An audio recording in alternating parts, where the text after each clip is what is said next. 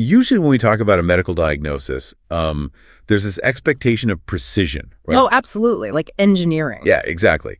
You break your arm, the x-ray shows that jagged white line, and the doctor just points and says, well, there it is. It's comforting, honestly. We really like things to be visible. We do. We like them neatly categorized. Yeah. But then you step into the world of neurodevelopment and trauma, and suddenly that x-ray machine is just totally useless. Right, because we're looking at a diagnostic landscape where the damage isn't, to a bone. Or even necessarily a specific lobe of the brain. The damage is actually to the very architecture of a person's identity. And that is entirely invisible to a standard medical scan. Right. Because we are talking about the disruption of how a human being learns to simply exist in the world. Which brings us to today's deep dive. We're looking at Chapter 8 of Dr. Bessel van der Kolk's book, The Body Keeps the Score, specifically this profound theme of being trapped in relationships and the true cost of abuse and neglect. It's such a heavy, but, completely crucial topic. It really is. And our mission today is to unpack this core concept, how our earliest, most difficult relationships shape our very identity. And we're going to do this using simple, everyday language. No dense medical textbooks today. Exactly. Just real talk about how we become who we are and, how we can reclaim ourselves. And I want to speak directly to you, the listener, for a second.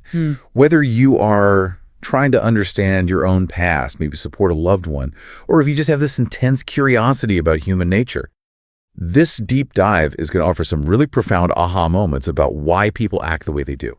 I completely agree. The mechanics of how identity is formed in the shadow of trauma are just staggering. They really are. So, okay, let's unpack this. Where do we even begin to map out an injury that we can't see on a screen? Well, to understand ourselves, we really have to begin at the absolute foundation of human development. Okay. There's this common misconception that a baby is born with this tiny pre-packaged sense of self that just grows larger as they age. Like a seed turning into a tree. Right, but that isn't actually how our biology works. We do not have an innate, independent identity at birth. Wait, really? So how do we get one?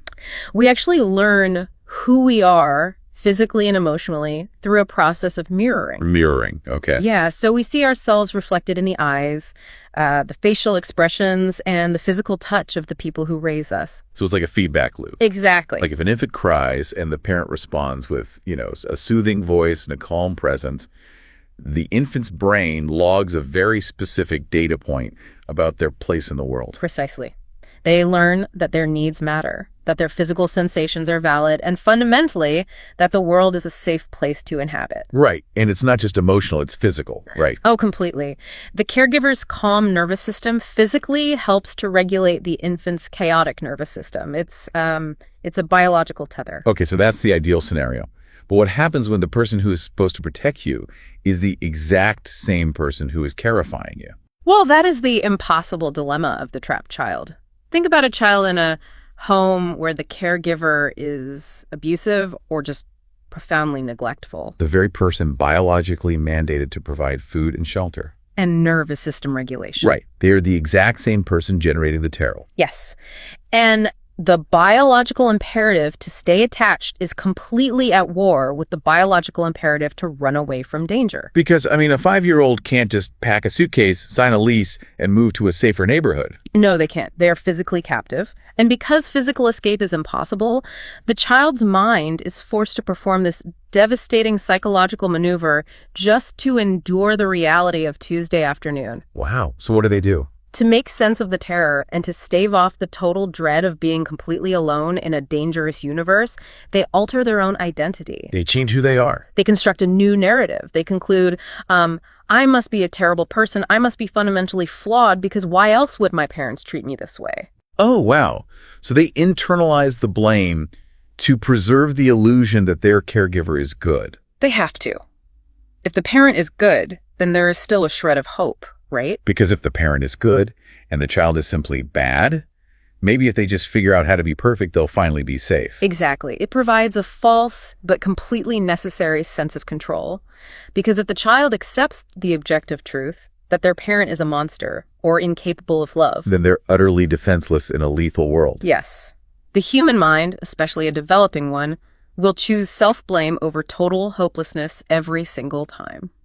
That makes complete sense as a survival mechanism. But the long-term cost is terrifying. It really is. They grow up expecting other people to treat them horribly because they genuinely believe they deserve it. It's like trying to use a compass while standing next to a giant electromagnet. Oh, that's a great way to put it. Yeah, your internal navigation system gets completely skewed because your true north, your parent, is simultaneously pulling you into danger. And you don't realize the compass is broken. You just think you're inherently lost. And that warped compass becomes the map they use for the rest of their lives. But hold on, let me push back on the mechanics of this for a second. Sure. When we think of surviving danger, evolutionary biology usually points straight to the fight or flight response. Adrenaline, heightened awareness. Right. Being acutely dialed in so you can dodge the threat. Yeah. If your compass is broken, how does a child sustain that intense hyperarousal day after day in a house that's never safe? Well, they don't. They don't. No, the human nervous system has a threshold. Constant fight or flight is biologically unsustainable. Your heart would literally give out. So what happens? When fight or flight are physically impossible because the child is powerless, the body defaults to its most extreme defense mechanism. Profound freeze and collapse. The dorsal vagal response. Exactly. The brain severs the connection between the physical sensation of terror in the body and the conscious awareness of it in the mind. Wait, so you're saying the survival mechanism isn't just ignoring the event, it's actually deleting a piece of their own internal reality? Yes, it is a radical tuning out. There's this researcher, Carolyn Lyons-Ruth, and she found that infants who are chronically ignored or met with hostility don't just learn to stop crying. What do? They actually stop feeling the distress altogether. The brain just prunes those neural pathways. They're literally losing a piece of themselves just to survive. Yes. Dr. Kolk refers to this as simultaneously knowing and not knowing. Knowing and not knowing. Right. The child knows on a deeply cellular level that they are in danger, but their conscious mind is entirely blanked out to the emotional weight of it. There's that quote from researcher John Bowlby, right? Something like, what cannot be communicated to the mother cannot be communicated to the self. That is the exact core mechanism of this erasure. Because if a child isn't allowed to express fear or sadness to their parent, they actually lose the ability to feel those emotions within themselves.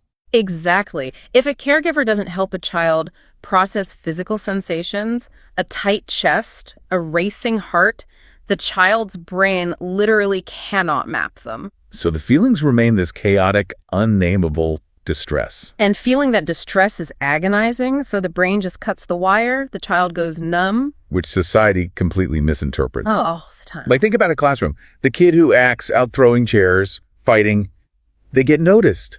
It's negative attention, but adults usually intervene. Right.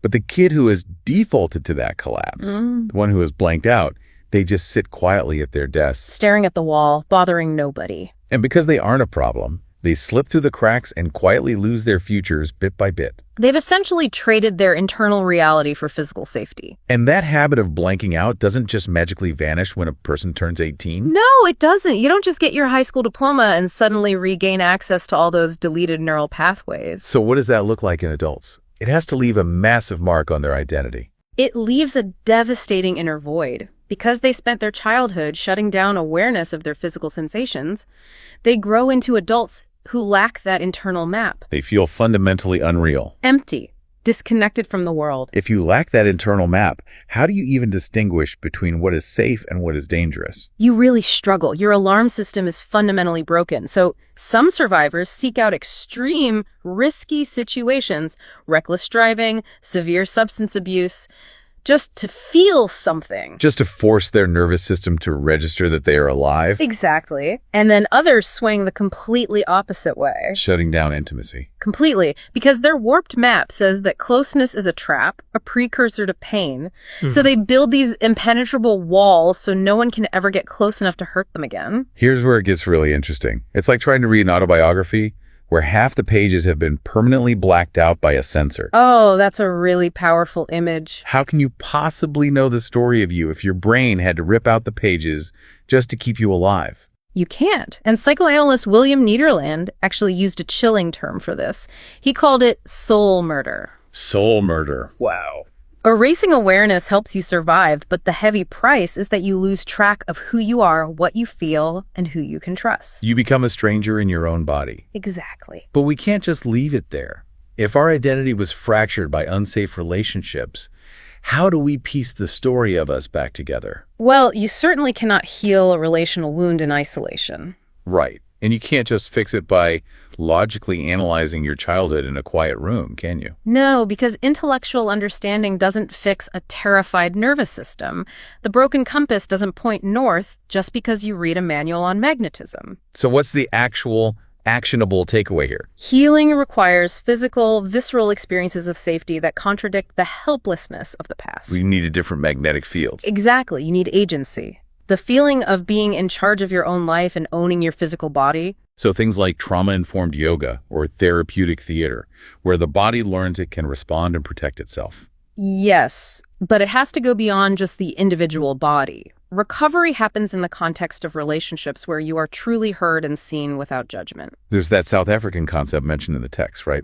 Ubuntu. Yes, my humanity is inextricably bound up in yours. I love that. It means finding a therapist, a group, or a community where the truth can be told, where you can present the messy, blanked-out version of yourself and someone looks back with compassion. So the body finally learns that the war is over. Exactly. It's about replacing the self-blame with the realization that the trauma was not a personal defect. So what does this all mean? Healing isn't about perfectly analyzing the past. It's about physically relearning that you are worthy of taking up space right now, today. And our brains are incredibly adaptable. The same system that learned to shut down to survive can be retaught to open up and thrive. That is just incredible. Well, thank you so much for this brilliant synthesis of such a heavy but vital topic. Thank you.